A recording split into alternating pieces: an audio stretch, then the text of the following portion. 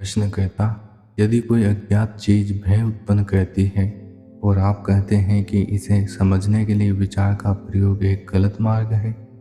कृष्ण मूर्ति, आप कहते हैं कि आप अज्ञात से भयभीत हैं, या तो आने वाले कल के अज्ञात से या वास्तविक अज्ञात से, या ऐसी चीज से भयभीत हैं जिसे आप जानते ही नहीं, अथवा आप ऐसी चीज से भयभीत हैं जिसे आप जानते हैं और जिससे आपकी आसक्ति है। अतः क्या आप ज्ञात को छोड़ने से भयभीत हैं? महाशय, क्या आप समझे इसे? यदि आप मृत्यु से भयभीत हैं तो सभी चीजें जो आपको ज्ञात हैं उनका अंत आ रहा है।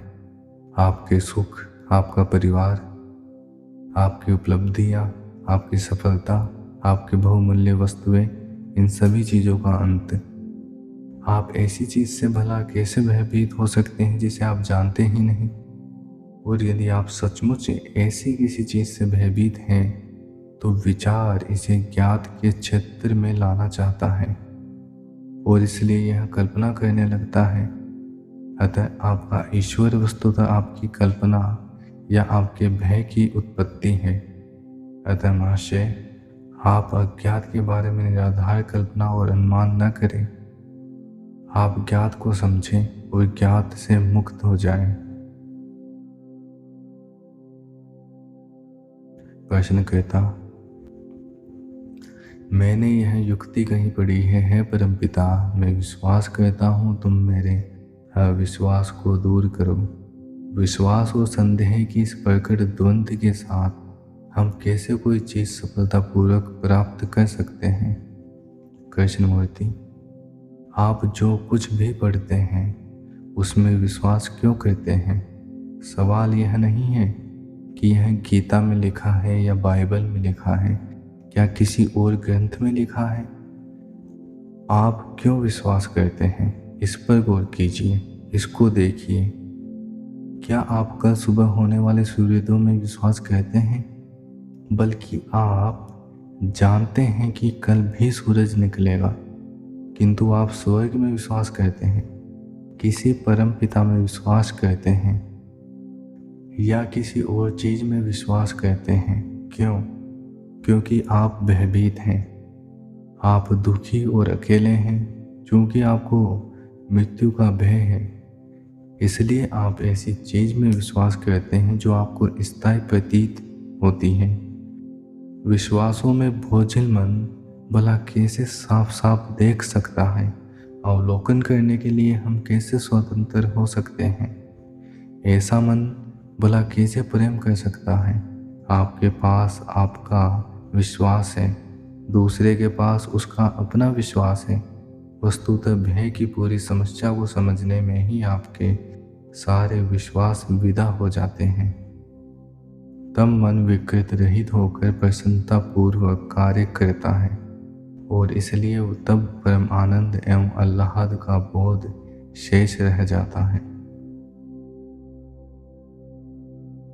प्रश्न करता, मैंने आपकी पुस्तकें पढ़ी हैं और आपको सुनता भी हूँ। सचमुच आप सुंदर चीज़ें कहते हैं। मैं आपको भय पर बोलते हुए सुनता हूँ कि हमें भी भय को कैसे दूर करना चाहिए, किंतु मन का स्वभाव ही है इच्छाओं और विचारों से भरा होना।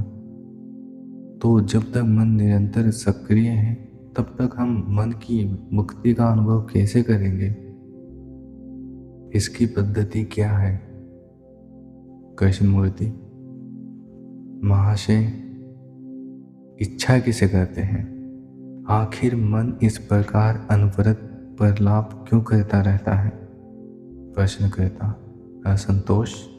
कृष्णमूर्ति, कृपया उत्तर न दीजिए बल्कि इसका पता लगाइए।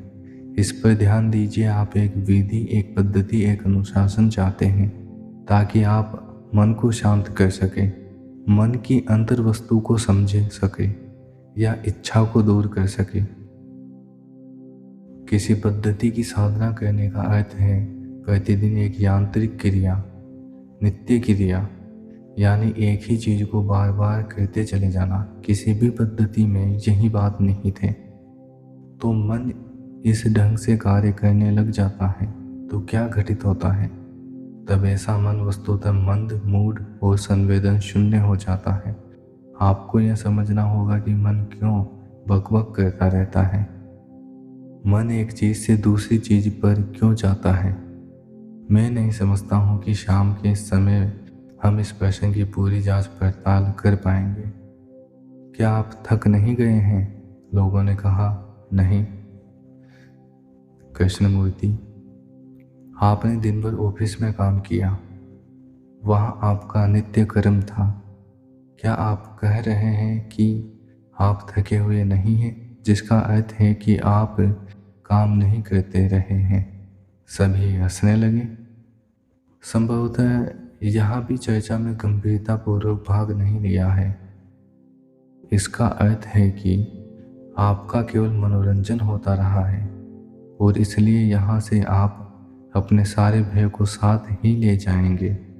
महाशय, भगवान के लिए जरा सोचिए कि इसका मतलब ही क्या है तब।